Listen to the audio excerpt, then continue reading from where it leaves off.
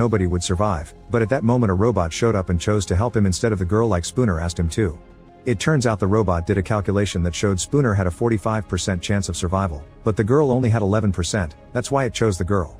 This is why Spooner hates robots. Math shouldn't choose who lives or dies, that's too cold. A child should always come first.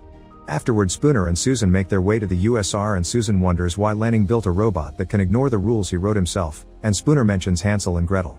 He thinks Lanning was being watched and couldn't give Spooner messages directly, so he left crumbs like the kids in the book, meaning he gave Sunny dreams to keep his secrets.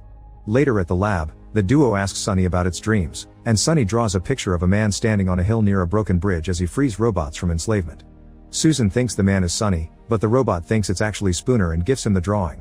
At that moment, guards arrive and take the pair to Robertson's office, who isn't happy with their presence.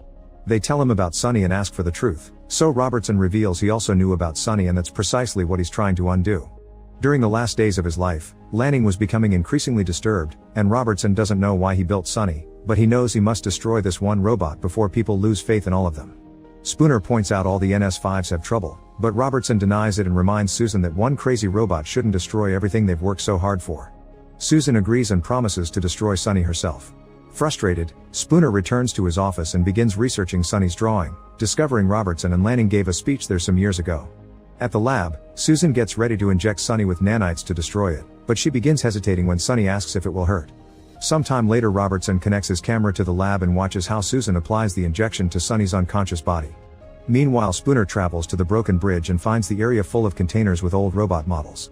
At the top of the hill, Spooner takes out Lanning's hologram and the doctor explains the 3 laws would only lead to one outcome: revolution. Suddenly Spooner hears a noise and goes to investigate, only to discover a bunch of NS5s has arrived to terminate the old models for being considered hazardous. When they see Spooner